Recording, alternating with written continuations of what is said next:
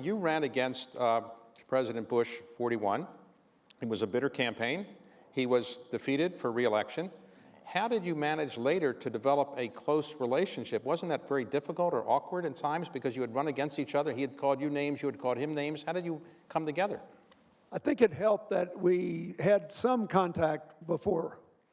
You know, I represented the Democratic governors when he decided to embrace these national education goals, and he asked the governors to help write them. And we started working together. And then I tried never to take a cheap shot in the Governors Association. If we disagreed, we said it and went on. We found things we could do together.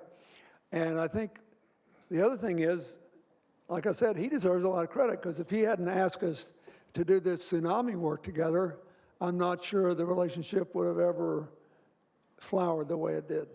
And we just like being together. And, you know, it's like anything else. Sometimes you click with people and sometimes you don't. I always admired him. I think I completely supported what he did in the aftermath of the collapse of the Soviet Union, supporting German reunification, supporting the European Union, supporting the efforts he made and I made with, as you see today, mixed results to try to integrate Russia into the family of democracies and everything.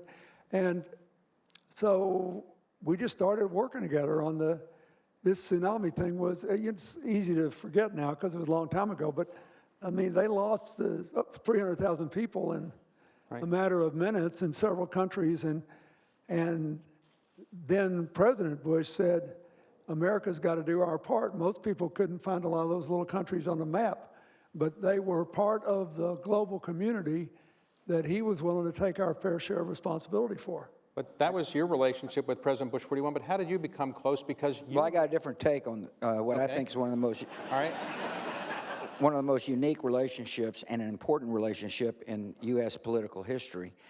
I think it starts with Bill Clinton being a person who refused to lord his victory over Dad. In other words, he was humble in victory, which is very important in dealing with other people. And I think Dad was willing to rise above the political contest. In other words, it starts with the individual's character. And both men, in my judgment, displayed strong character. And therefore, the friendship was able to be formed. Now, why do I have a friendship with him? Well, because he's called a brother with a different mother. He hangs out in our... Because when you campaign... He hangs out in Maine more than I do. Well, when you campaigned, you were campaigning against some of the things that the Clinton administration had done, I assume, when you were running in 2000. Yeah, probably. Oh, wait. I don't know that. Go ahead. Well, we're both baby boomers, and we're both Southern governors. We had a lot in common. He got along with people in his legislature. I got along with mine. We had friends in common, and so there was kind of a natural. There was a natural ability to respect and like each other. And so, therefore, if you disagree with someone, it doesn't mean you don't like him. Right. Also, you know, I recognized that he was 44 days older than me. Okay. So I called him on his birthday and I said, I'm calling you on bended knee because this begins my 44 days of respect for my elders.